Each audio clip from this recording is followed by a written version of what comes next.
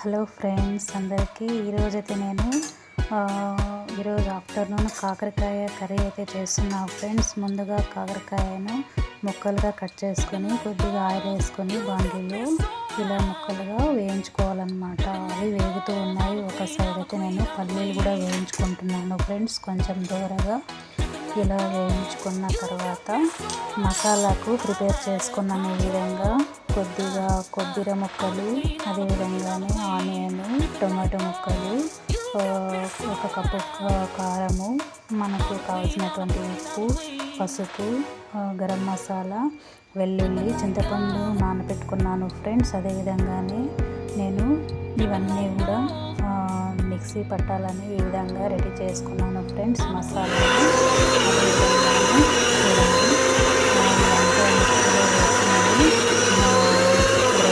ఈ విధంగా గ్రైండ్ చేసుకున్నటువంటి తర్వాత మనకు మసాలా అయితే ఈ విధంగా కొబ్బరి మొత్తం అంతా నున్న కావాలి కదా, ఈ విధంగా గ్రైండ్ అయిందండి.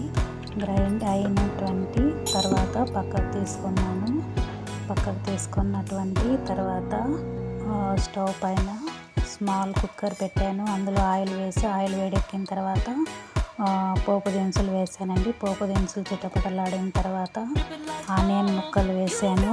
ఆనియన్ ముక్కలు వేసిన తర్వాత కరివేపాకు నేను కొద్దిగా వేసానండి. కరివేపాకు వేసి అటు ఇటు మనము స్పూన్తో ఇలా అనాలి. అదేవిధంగానే వెల్లుల్లి ముక్కలు కూడా 2 వెల్లుల్లిపాయలు కూడా వేసాను. అటు ఇటు గరిటెతో ఇలా తిప్పుతూ కొంచెం దూరగా వేయించుకోవాలండి. పోపు కొంచెం దూరగా వేయిస్తేనే మనకు కర్రీ కూడా మంచి స్మెల్ అనేది వస్తుంది ఫ్రెండ్స్.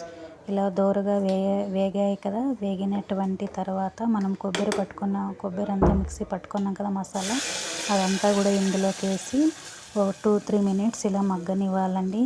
మగ్గిన తర్వాత ఏం చేయాలంటే మనము కాకరకాయ ముక్కలు వేయించుకున్నాం కదా, అవన్నీ కూడా ఈ మసాలాలకి మిక్స్ చేయాలన్నమాట. ఓకేనా ఫ్రెండ్స్. ఇలా అన్నీ వేసిన తర్వాత చింతపండు గుజ్జు కూడా నేను ఇలా పెట్టుకున్నాను. దీన్ని కూడా పూర్తిగా నీట్గా కడిగి నీటిలో ఇలా కప్పులో పెట్టుకున్నాను. ఇది కూడా మనము రెడీ చేసుకొని పెట్టుకోవాలి ఫ్రెండ్స్. ఆ గుజ్జు అంతా కూడా ఒక గిన్నెలో తీసుకొని పైన వచ్చేటువంటి ఆ తొక్కంతా పక్కన పడాలి అన్నమాట. పక్కన పెట్టేసుకోవాలి. గుజ్జు రెడీ చేసుకున్నాను. అదేవిధంగానే ఈ కాకరకాయ అంటే మనకు చేదుగా ఉంటుంది కదా ఫ్రెండ్స్. అందుకోసం నేను ఒక చిన్న బెల్లం ఉండ తీసుకున్నానండి. ఇది నేను ఇందులో వేసేస్తున్నాను. అదేవిధంగానే చింతపండు నేను రసం తీసా కదా, అది కూడా ఇందులో వేసేసి 2 విజిల్ పెట్టేశాను. కర్రీ అయితే మనకు రెడీ అయిపోయింది. చూడండి ఎంత బాగా క్రిస్పీగా. చేదు అనేది ఉంటుంది లైట్గా, బెల్లం వేసాము, అయినా చేదైతే కొద్దిగా వస్తుంది ఫ్రెండ్స్. ఓకేనా ఫ్రెండ్స్, కాకరకాయ అయితే రెడీ అయిపోయింది. ట్రెండింగ్ యూట్యూబ్ ఛానల్ అందరూ లైక్